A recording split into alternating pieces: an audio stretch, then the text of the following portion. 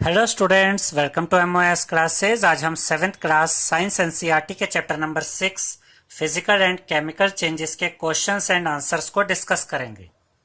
सबसे पहले हम क्वेश्चन नंबर 1 देखते हैं। फर्स्ट क्वेश्चन में हमसे कहा गया है, classify the changes involved in the following processes as physical और केमिकल चेंजेस। यहाँ पर हमें कुछ प्रोसेसेस दिए गए हैं स्टूडेंट्स, और हमें बताना है कि उन प्रोसेसेस में जो चेंज हो रहे हैं वो चेंज फिजिकल चेंज है या केमिकल चेंज है। अब हम देखते हैं कि वो प्रोसेस क्या है, यानी वो काम क्या है। सबसे पहले हमें दिया गया है फोटोसिंथेसिस, उसके बाद हमें गिवन है डिसॉल्विंग शुगर इन वाटर, फिर हमसे कहा गया है बर्निंग ऑफ कोल, उसके बाद गिवन है मेल्टिंग ऑफ वैक्स, और उसके बाद है beating aluminium to make aluminium foil, और उसके बाद हमें गिवन है डाइजेशन ऑफ फूड। तो यहाँ पर हमें ये बताना है स्टूडेंट्स कि हमें जो ये सारे प्रोसेस यहाँ पर दिए गए हैं, यानी कि ये सारे काम जो यहाँ पर दिए गए हैं, इन सभी प्रोसेसेस में, इन सभी कामों में जो चेंजेस होते हैं वो कौन से चेंजेस होते हैं, वो फिजिकल चेंज होते हैं या केमिकल चेंज होते हैं। तो पहले हम देखते हैं स्टूडेंट्स के इनमें से फिजिकल चेंजेस कौन कौन से हैं। तो याद रखिएगा स्टूडेंट्स, फिजिकल चेंजेस ऐसे चेंज होते हैं जिनमें कोई न्यू सब्सटेंस नहीं बनता है। तो यहाँ पर बी ऑप्शन देखिए, बी ऑप्शन फिजिकल चेंज में आएगा, क्योंकि यहाँ पर हमें दिया गया है डिसॉल्विंग शुगर इन वाटर। जब आप पानी में चीनी मिलाते हैं तो कोई नया सब्सटेंस नहीं बनता है, तो ये एक फिजिकल चेंज है। उसके बाद डी ऑप्शन भी फिजिकल चेंज में आएगा, मेल्टिंग ऑफ वैक्स। जब मोम पिघलती है तो इसमें भी कोई नया सब्सटेंस नहीं बनता है, तो ये भी एक फिजिकल चेंज है। इसके बाद ई ऑप्शन भी फिजिकल चेंज में आएगा, beating aluminium to make aluminium foil. जब हम एल्यूमिनियम को पीटते हैं तो उससे क्या बनती है, एल्यूमिनियम फॉयल बनती है। तो इसमें भी कोई न्यू सब्सटेंस नहीं बन रहा है, तो ये भी एक फिजिकल चेंज है। अब हम देखते हैं स्टूडेंट्स कि कौन कौन से प्रोसेस यहाँ पर केमिकल चेंज में आएंगे। तो याद रखिएगा, केमिकल चेंज वो चेंज होता है जिसमें एक या एक से ज्यादा न्यू सब्सटेंस बनते हैं। तो जो ए ऑप्शन है स्टूडेंट्स, फोटोसिंथेसिस, ये केमिकल चेंज में आएगा, क्योंकि फोटोसिंथेसिस के दौरान जो प्लांट्स होते हैं ये खाना तैयार करते हैं जो कि एक न्यू सब्सटेंस होता है, इसलिए ए ऑप्शन यानी फोटोसिंथेसिस केमिकल चेंज में है। इसके बाद C option burning of coal भी केमिकल चेंजेस में आएगा, क्योंकि जब कोयला जलता है तो इससे कार्बन डाइऑक्साइड गैस बनती है जो कि एक न्यू सब्सटेंस होता है। इसके बाद F option digestion of food भी केमिकल चेंज में ही आता है, क्योंकि जब हम खाना खाते हैं स्टूडेंट्स तो हमारी बॉडी में जो खाना डाइजेस्ट होता है एंजाइम्स के द्वारा ये डाइजेस्ट होता है, और जो एंजाइम्स होते हैं ये खाने को ब्रेक करके न्यू सब्सटेंस बनाते हैं जो कि हमारी बॉडी के द्वारा इजिली एब्जॉर्ब किए जा सकते हैं, इसलिए डाइजेशन ऑफ फूड भी केमिकल चेंज में ही आता है। अब हम क्वेश्चन नंबर 2 देखते हैं। सेकेंड क्वेश्चन में हमसे कहा गया students, state whether the following statements are true or false. In case a statement is false, write the correct statement in your notebook. इस क्वेश्चन में हमें कुछ स्टेटमेंट्स गिवन है स्टूडेंट्स, हमें चेक करना है कि वो स्टेटमेंट्स ट्रू है या फॉल्स है, और अगर कोई स्टेटमेंट फॉल्स है तो हमें वहां पर करेक्ट स्टेटमेंट लिखकर दिखानी है। तो ए पार्ट में हमें दिया गया है, cutting a log of wood into pieces is a chemical change. क्या लकड़ी को काटना एक केमिकल चेंज है? हम जानते हैं स्टूडेंट्स कि लकड़ी को काटना एक फिजिकल चेंज होता है, ना कि केमिकल चेंज। तो ये स्टेटमेंट फॉल्स है। तो यहां पर करेक्ट स्टेटमेंट क्या होगी, cutting a log of wood into pieces is a physical change. B part में हमें दिया गया students, formation of manure from leaves is a physical change. Leaves यानी कि पत्तियों से मेन्योर बनाना एक फिजिकल चेंज है। याद रखिएगा स्टूडेंट्स कि लीव्स से मेन्योर बनाना एक केमिकल चेंज होता है, ना कि फिजिकल चेंज, क्योंकि मेन्योर एक न्यू सब्सटेंस होता है। तो ये स्टेटमेंट फॉल्स है। यहां पर करेक्ट स्टेटमेंट होगी, formation of manure from leaves is a chemical change. अब हम सी पार्ट देखते हैं। सी पार्ट में हमें दिया गया है, iron pipes coated with zinc do not get rusted easily. यानी कि अगर आयरन के ऊपर जिंक की कोटिंग चढ़ा दी जाए, जिंक की परत चढ़ा दी जाए, तो वो आसानी से रस्ट नहीं होता है। तो ये स्टेटमेंट बिल्कुल ट्रू है स्टूडेंट्स, क्योंकि आयरन के ऊपर जिंक की परत जब चढ़ाई जाती है तो आयरन आसानी से रस्ट नहीं होता है। तो यहां पर हम लिखेंगे ट्रू। अब हम डी पार्ट देखेंगे। डी पार्ट में हमें दिया गया है iron and rust are the same substances. Iron और रस्ट सेम सब्सटेंसेस होते हैं। ये स्टेटमेंट फॉल्स है स्टूडेंट्स, क्योंकि आयरन और रस्ट सेम सब्सटेंस नहीं होते, ये डिफरेंट सब्सटेंस होते हैं। जब आयरन ऑक्सीजन और वाटर के साथ रिएक्ट करता है तो एक ब्राउनिश कलर की लेयर आयरन के ऊपर जमा हो जाती है, और ये जो ब्राउनिश कलर की लेयर होती है यही रस्ट होती है, और ये एक न्यू सब्सटेंस बनता है। तो यहाँ पर ये स्टेटमेंट फॉल्स है, और यहाँ पर करेक्ट स्टेटमेंट हम लिखेंगे iron and rust are the different substances, यानी आयरन और रस्ट डिफरेंट सब्सटेंसेस होते हैं। अब हम ई पार्ट देखते हैं। Condensation of steam is not a chemical change. Steam का जो कंडेंसेशन होता है ये केमिकल चेंज नहीं होता है। ये स्टेटमेंट बिल्कुल ट्रू है स्टूडेंट्स। इसको ध्यान से समझिएगा कि कंडेंसेशन ऑफ स्टीम क्या होता है। जब वाटर वेपर फॉर्म में होता है, यानी गैसियस फॉर्म में, और अगर उसे ठंडक मिलती है तो वो गैसियस फॉर्म से लिक्विड में चेंज हो जाता है, और वाटर का गैस से लिक्विड में चेंज होना ये एक फिजिकल चेंज होता है, केमिकल चेंज नहीं होता है। तो इसलिए ये स्टेटमेंट ट्रू है। अब हम क्वेश्चन नंबर 3 करेंगे। थर्ड क्वेश्चन में हमसे कहा गया है fill in the blanks in the following statements.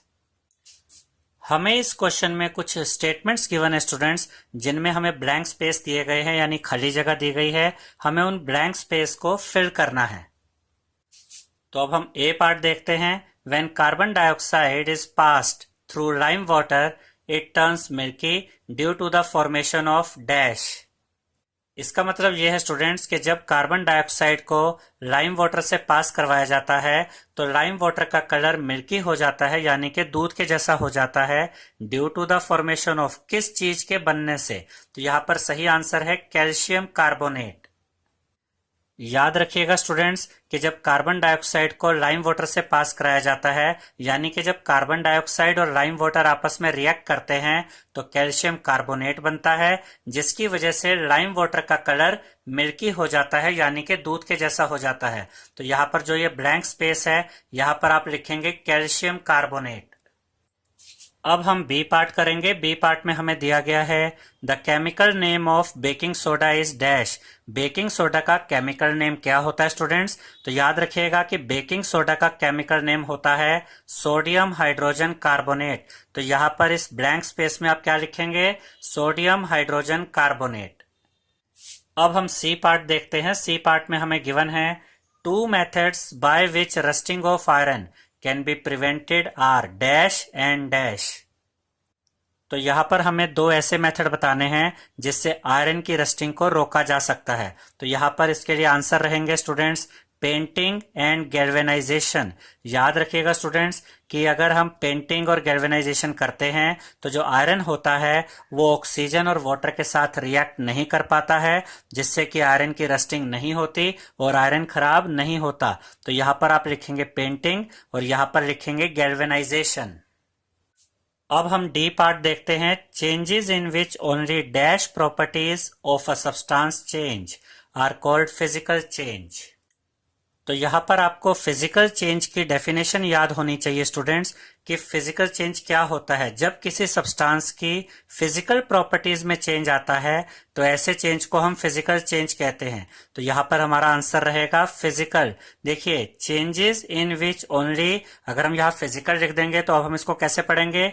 Changes in which only physical properties of a substance change are called physical change. यानी कि जब किसी सब्सटेंस की फिजिकल प्रॉपर्टीज में चेंज आता है तो इसे हम फिजिकल चेंज कहते हैं। अब हम ई पार्ट देखते हैं। Changes in which new substances are formed are called dash changes. तो यहां पर हमारा आंसर रहेगा स्टूडेंट्स केमिकल। अब ध्यान दीजिएगा स्टूडेंट्स कि जब भी कोई न्यू सब्सटेंस बनता है तो ये कैसा चेंज होता है? ये केमिकल चेंज होता है। तो अगर हम यहां पर केमिकल लिखते हैं तो इसके बाद देखिए कि हम इस आंसर को कैसे पढ़ेंगे। Changes in which new substances are formed are called chemical changes, यानी कि ऐसे चेंजेस जिसमें न्यू सब्सटेंस बनता है, ऐसे चेंजेस को हम केमिकल चेंजेस कहते हैं। तो यहां पर हमारा आंसर रहेगा केमिकल।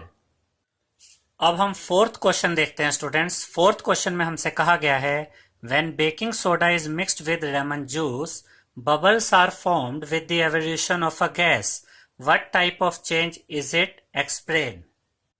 इसका मतलब यह है स्टूडेंट्स कि जब हम बेकिंग सोडा को मिक्स करते हैं लेमन जूस के साथ तो बबल्स बनते हैं और एक गैस भी बनती है।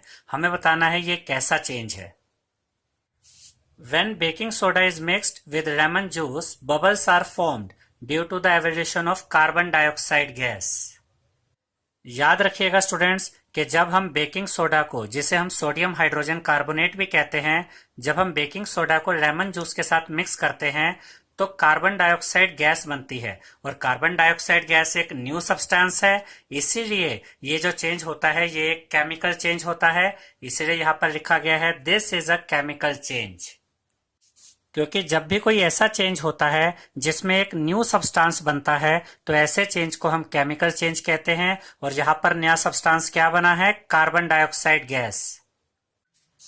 अब हम फिफ्थ क्वेश्चन करेंगे। फिफ्थ क्वेश्चन में हमें दिया गया है when a candle burns both physical and chemical changes take place. जब कैंडल जलती है स्टूडेंट्स, यानी कि मोमबत्ती जलती है, तो उसमें फिजिकल चेंजेस भी होते हैं और केमिकल चेंजेस भी होते हैं। Identify these changes.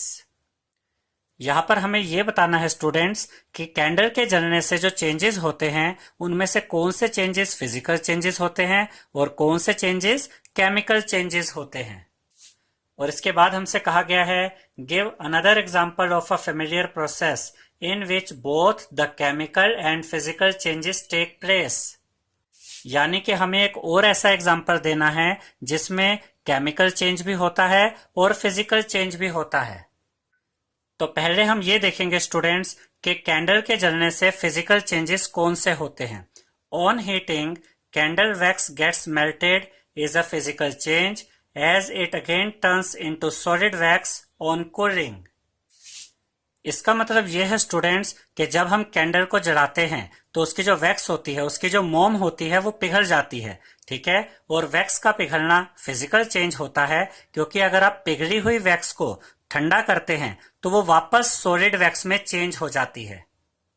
यानी कि कैंडल के जलने से वैक्स का पिघलना ये एक फिजिकल चेंज होता है। अब हम देखेंगे कि कैंडल के जलने से केमिकल चेंजेस कौन से होते हैं। The wax near to flame burns and gives new substances like carbon dioxide, water vapour, heat and light.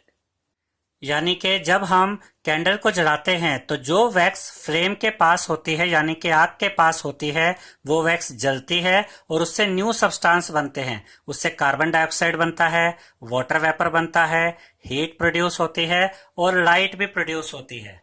यानी कि वैक्स के जलने से कार्बन डाइऑक्साइड का बनना, वाटर वेपर का बनना, हीट का प्रोड्यूस होना और लाइट का प्रोड्यूस होना, ये केमिकल चेंजेस में आता है। याद रखिएगा स्टूडेंट्स, ऐसा कोई भी चेंज जिसमें न्यू सब्सटेंस बनते हैं, ऐसे चेंज को हम क्या कहते हैं, केमिकल चेंज कहते हैं।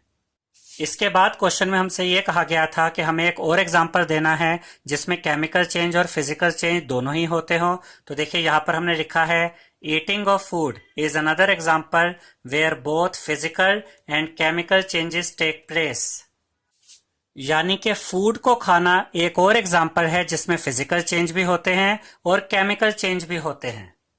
तो पहले हम देखेंगे स्टूडेंट्स कि जब हम फूड को खाते हैं तो उसमें फिजिकल चेंज कौन से होते हैं। Breaking down of large food particles into small particles, ये इसमें फिजिकल चेंज होता है।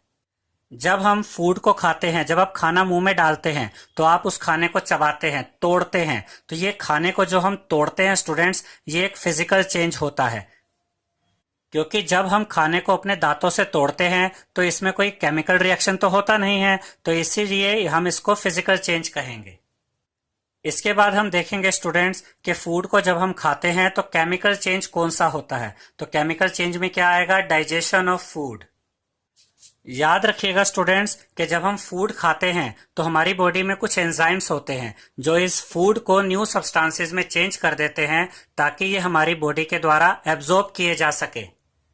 तो खाने का डाइजेस्ट होना एक केमिकल चेंज कहलाता है स्टूडेंट्स, क्योंकि इसमें जो एंजाइम्स होते हैं हमारी बॉडी में वो हमारे द्वारा खाए गए खाने को न्यू सब्सटेंस में चेंज कर देते हैं, इसीलिए डाइजेशन ऑफ फूड को केमिकल चेंज कहा जाता है। अब हम क्वेश्चन नंबर 6 करेंगे। 6th क्वेश्चन में हमसे कहा गया है, how would you show that setting of curd is a chemical change. यानी कि आप ये कैसे कह सकते हैं कि कर्ड का बनना यानी दही का बनना एक केमिकल चेंज है। याद रखिएगा स्टूडेंट्स कि कर्ड बनाने के लिए पहले दूध को गर्म किया जाता है और उसमें थोड़ा सा कर्ड मिलाया जाता है और उसके बाद वो पूरा जो दूध होता है वो भी कर्ड में चेंज हो जाता है, यानी कि कर्ड एक न्यू सब्सटेंस है जो बनता है। और हम जानते हैं कि ऐसा कोई भी चेंज जिसमें न्यू सब्सटेंस बनता है तो ऐसे चेंज को हम केमिकल चेंज कहते हैं।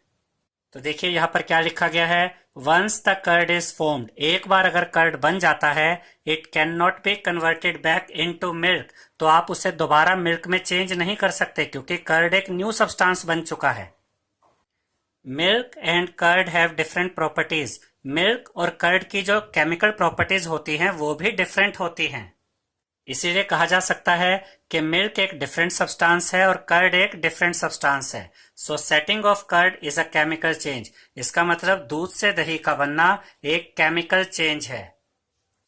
अब हम 7th क्वेश्चन करेंगे। 7th क्वेश्चन में हमसे कहा गया है, explain why burning of wood and cutting it into small pieces are considered as two different types of changes.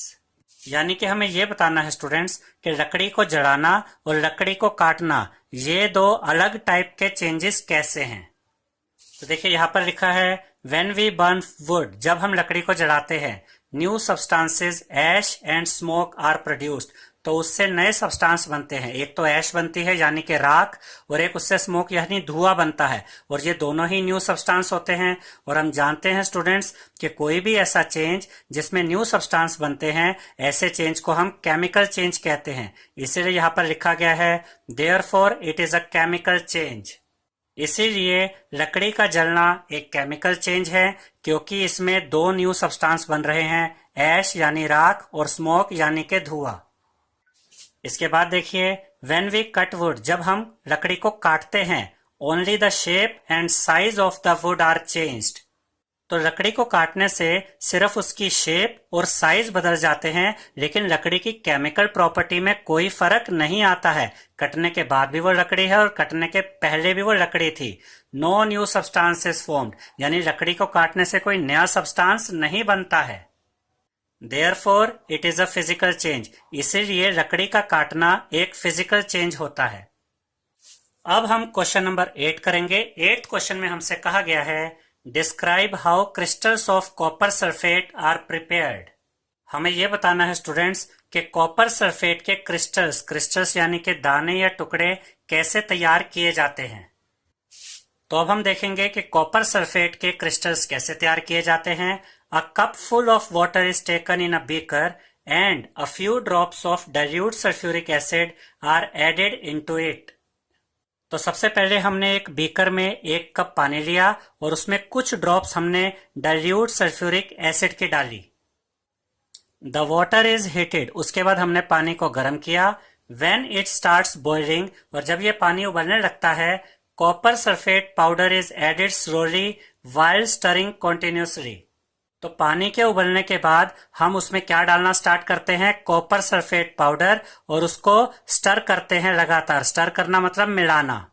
उसके बाद देखिए students, copper sulphate powder is added continuously till no more powder can be dissolved. और ये copper sulphate powder हमें तब तक मिलाते रहना है जब तक कि ये डिसॉल्व होना बंद ना हो जाए, यानी कि घुलना बंद ना हो जाए। द सोल्यूशन इज फिल्टर्ड, और उसके बाद इस सोल्यूशन को फिल्टर किया जाता है। And allowed to cool down, और उसके बाद इस सोल्यूशन को ठंडा होने के लिए छोड़ दिया जाता है। Crystals of copper sulphate slowly form at the bottom of the beaker, और उसके बाद बीकर के बॉटम पे यानी कि नीचे की तरफ हमें कॉपर सल्फेट के क्रिस्टल्स नजर आने लगते हैं। यहाँ डायग्राम में आप देख सकते हैं स्टूडेंट्स कि यहाँ पर हमने कॉपर सल्फेट का ये सॉल्यूशन लिया है और इसमें यहाँ पर बॉटम में कॉपर सल्फेट के क्रिस्टल्स बन गए हैं जो यहाँ पर जूम करके दिखाए गए हैं। तो इस क्वेश्चन में हमने ये सीखा स्टूडेंट्स कि कॉपर सल्फेट के सॉल्यूशन से कॉपर सल्फेट के क्रिस्टल्स कैसे तैयार किए जाते हैं। अब हम 9th क्वेश्चन करेंगे। 9th क्वेश्चन में हमसे कहा गया students, explain how painting of an iron gate prevents it from rusting. यानी कि आयरन गेट को पेंट करने से वो रस्टिंग से कैसे बचता है। तो देखिए students, for rusting the presence of both oxygen and water is required. Rusting के लिए ऑक्सीजन और वाटर दोनों की जरूरत होती है। The coat of paint prevents direct contact of iron with oxygen and water and prevents it from rusting. तो जब हम आयरन के ऊपर या आयरन गेट के ऊपर पेंट कर देते हैं तो वो एक कोटिंग चढ़ जाती है, यानी एक परत चढ़ जाती है। और ये जो कोटिंग होती है पेंट की आयरन के ऊपर, ये एक दीवार का काम करती है स्टूडेंट्स, और ये आयरन को डायरेक्ट कांटेक्ट में आने से रोकती है ऑक्सीजन के साथ और वाटर के साथ। और जब आयरन ऑक्सीजन और वाटर के कांटेक्ट में नहीं आता, यानी कि ऑक्सीजन और वाटर के साथ रिएक्ट नहीं करता, तो उसमें रस्टिंग भी नहीं होती। तो इस तरह से हम कह सकते हैं कि अगर हम आयरन गेट के ऊपर पेंटिंग करते हैं तो इससे आयरन गेट की रस्टिंग को रोका जा सकता है। अब हम क्वेश्चन नंबर 10 देखेंगे। 10th क्वेश्चन में हमसे कहा गया है, explain why rusting of iron objects is faster in coastal areas than in deserts. यानी कि कोस्टल एरियाज में, कोस्टल एरियाज क्या होते हैं स्टूडेंट्स, समुंदर के आसपास की जगह है। तो जो समुंदर के आसपास की जगह होती है, जो कोस्टल एरियाज होते हैं, वहां आयरन ऑब्जेक्ट्स की जो रस्टिंग होती है वो ज्यादा स्पीड से क्यों होती है, किसके कंपैरिजन में, डेजर्ट्स के कंपैरिजन में। यानी डेजर्ट्स वाले जो इलाके होते हैं, जो ये रेगिस्तान वाले इलाके होते हैं, वहां पर आयरन के जो ऑब्जेक्ट्स होते हैं उनकी रस्टिंग की स्पीड कम होती है, जबकि कोस्टल एरियाज की जो जगह होती हैं, यहाँ आयरन ऑब्जेक्ट्स की रस्टिंग की स्पीड ज्यादा होती है। हमें बताना है ऐसा क्यों होता है। तो देखिए students, both oxygen and moisture are required for rusting. हम जानते हैं स्टूडेंट्स कि आयरन की रस्टिंग के लिए ऑक्सीजन और वाटर दोनों की जरूरत होती है। तो यहाँ पर ऑक्सीजन भी लिखा गया है, लेकिन वाटर की जगह यहाँ मॉइस्चर वर्ड आया है। मॉइस्चर और कुछ नहीं होता बल्कि हवा में जो वाटर के पार्टिकल्स होते हैं उसे ही मॉइस्चर कहा जाता है। यानी कि ऑक्सीजन और मॉइस्चर दोनों की जरूरत होती है रस्टिंग ऑफ आयरन के लिए। In coastal areas there is more moisture in air due to the presence of sea. और जो कोस्टल एरियाज होते हैं, इनके आसपास की जगहों में जो हवा होती है उसमें मॉइस्चर की क्वांटिटी बहुत ज्यादा होती है। यानी कि इस हवा में पानी के पार्टिकल्स की क्वांटिटी बहुत ज्यादा होती है समुंदर के पास होने की वजह से। But in desert air is almost dry. लेकिन जो रेतीले इलाके होते हैं, रेगिस्तानी इलाके होते हैं, यहाँ की हवा लगभग सूखी होती है due to the shortage of water, क्योंकि यहाँ पानी की कमी होती है। Therefore, rusting of iron objects is faster in coastal areas than in deserts. इसीलिए जो कोस्टल एरियाज होते हैं, यानी समुद्र के आसपास की जो जगह होती हैं, यहाँ रस्टिंग ऑफ आयरन की स्पीड ज्यादा होती है। किसके कंपैरिजन में, डेजर्ट्स के कंपैरिजन में। अब हम क्वेश्चन नंबर 11 करेंगे। 11th क्वेश्चन में हमसे कहा गया है, the gas we use in the kitchen is called liquefied petroleum gas LPG. यानी कि किचन में हम जो गैस यूज करते हैं स्टूडेंट्स, उसे हम लिक्विफाइड पेट्रोलियम गैस या एलपीजी कहते हैं। In this cylinder it exist as a liquid. और सिलेंडर में ये जो लिक्विफाइड पेट्रोलियम गैस यानी कि एलपीजी होती है, ये लिक्विड फॉर्म में होती है। When it comes out from the cylinder it becomes a gas, change A. यहाँ पर हमसे ये कहा गया स्टूडेंट्स कि जब ये एलपीजी जो कि सिलेंडर के अंदर लिक्विड फॉर्म में होती है, जब ये सिलेंडर से बाहर आती है तो ये गैस में चेंज हो जाती है और इसे चेंज ए कहा गया है। उसके बाद हमें दिया गया है then it burns, change B. और सिलेंडर से बाहर आने के बाद ये एलपीजी जो कि अब गैस की फॉर्म में बाहर आई है, ये जलती है और इसको कहा गया है change B. The following statements pertain to these changes. Choose the correct one. अब इन्हीं चेंजेस से रिलेटेड कुछ स्टेटमेंट्स हमें गिवन है स्टूडेंट्स, और हमें उन स्टेटमेंट्स में से करेक्ट स्टेटमेंट को चूज करना है। हम एक बार आपको इस क्वेश्चन को दोबारा समझा देते हैं स्टूडेंट्स। हमें कहा गया है कि सिलेंडर में जो एलपीजी होती है ये लिक्विड फॉर्म में होती है। जब ये एलपीजी सिलेंडर से बाहर आती है तो ये गैस में चेंज हो जाती है। इस चेंज को चेंज ए का नाम दिया गया है। उसके बाद ये गैस जलती है।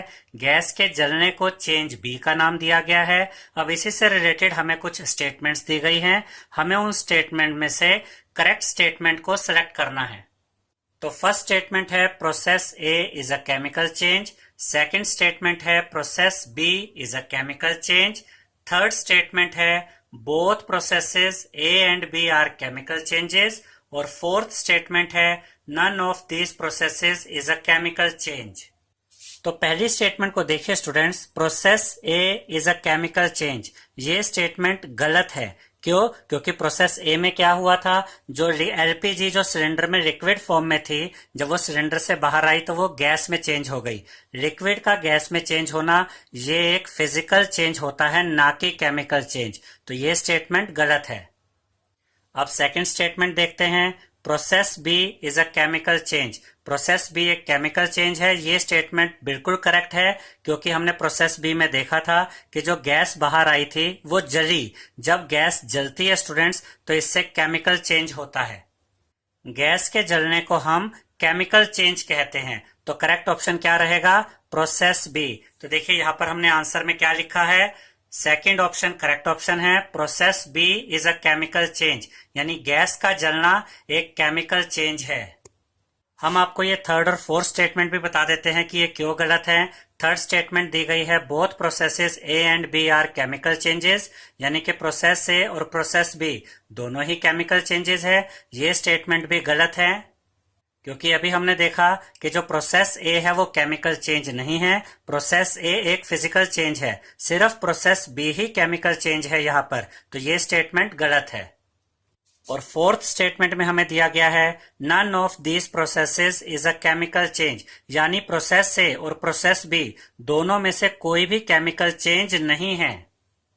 तो ये स्टेटमेंट भी गलत है स्टूडेंट्स, क्योंकि अभी हमने देखा कि जो प्रोसेस बी है जिसमें जो गैस है वो बर्न कर रही है, यानी जल रही है, तो गैस का जलना तो एक केमिकल चेंज होता है। जबकि यहाँ लिखा गया है कि प्रोसेस ए और प्रोसेस बी दोनों ही केमिकल चेंज नहीं है, जबकि हम जानते हैं कि यहाँ पर जो प्रोसेस बी हुआ है वो केमिकल चेंज हुआ है। तो ये स्टेटमेंट भी गलत है। तो सही स्टेटमेंट कौन सी रहेगी? Second statement, process B is a chemical change. अब हम क्वेश्चन नंबर 12 देखते हैं। 12th क्वेश्चन में हमसे कहा गया students, anaerobic bacteria digest animal waste and produce biogas, change ए।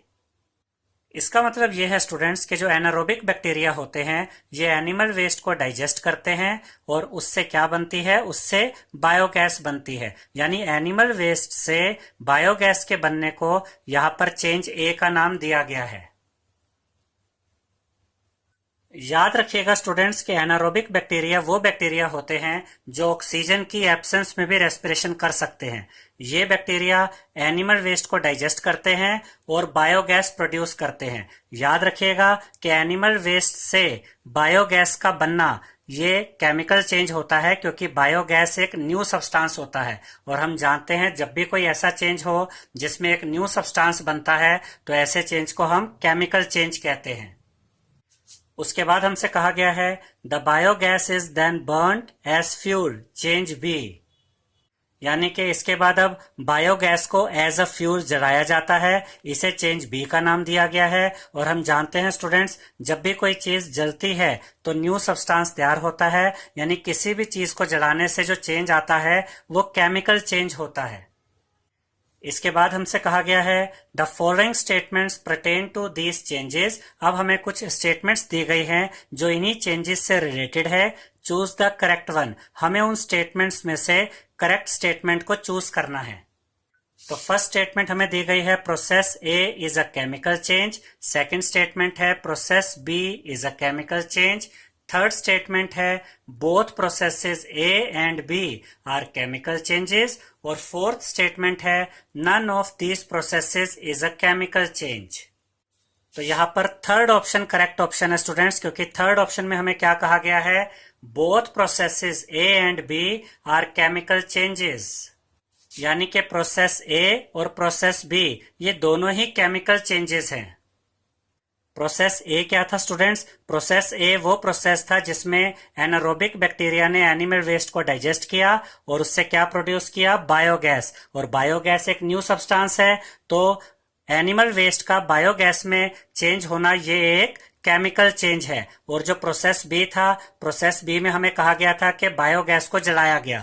तो जब बायोगैस को जलाया जाता है तो किसी भी चीज का जलना एक केमिकल चेंज होता है। तो हम कह सकते हैं कि प्रोसेस ए और प्रोसेस बी दोनों ही केमिकल चेंजेस हैं, इसीलिए थर्ड ऑप्शन ही करेक्ट ऑप्शन है। अब हम देखते हैं स्टूडेंट्स कि फर्स्ट, सेकंड और फोर्थ ऑप्शन को हमने करेक्ट क्यों नहीं माना। क्योंकि फर्स्ट ऑप्शन में दिया गया था process A is a chemical change. ये ठीक है कि प्रोसेस ए केमिकल चेंज है, लेकिन उसके साथ साथ प्रोसेस बी भी तो केमिकल चेंज है। तो यहाँ पर सिर्फ प्रोसेस ए की बात की गई थी, इसलिए हमने इस स्टेटमेंट को करेक्ट नहीं माना। ऐसे सेकेंड स्टेटमेंट देखिए, process B is a chemical change. इसमें लिखा गया है कि प्रोसेस बी एक केमिकल चेंज है, ये तो ठीक है, लेकिन इसके साथ साथ प्रोसेस ए भी केमिकल चेंज है। तो यहाँ पर भी दोनों की बात नहीं कही गई, इसलिए इसको भी हमने सही नहीं माना। और फोर्थ स्टेटमेंट तो बिल्कुल ही गलत है, क्योंकि इसमें लिखा हुआ है कि none of these processes is a chemical change, यानी प्रोसेस ए भी केमिकल चेंज नहीं है और प्रोसेस बी भी केमिकल चेंज नहीं है। जबकि हम जानते हैं कि प्रोसेस ए और प्रोसेस बी दोनों ही यहाँ पर केमिकल चेंजेस हैं। तो यहाँ पर करेक्ट ऑप्शन है third option, both processes A and B are chemical changes. Process A और प्रोसेस बी दोनों ही केमिकल चेंजेस हैं। आई होप स्टूडेंट्स आपको हमारा ये वीडियो पसंद आया होगा। अगर आपको हमारा ये वीडियो पसंद आया है तो इसे लाइक, शेयर और सब्सक्राइब कीजिए। Thank you.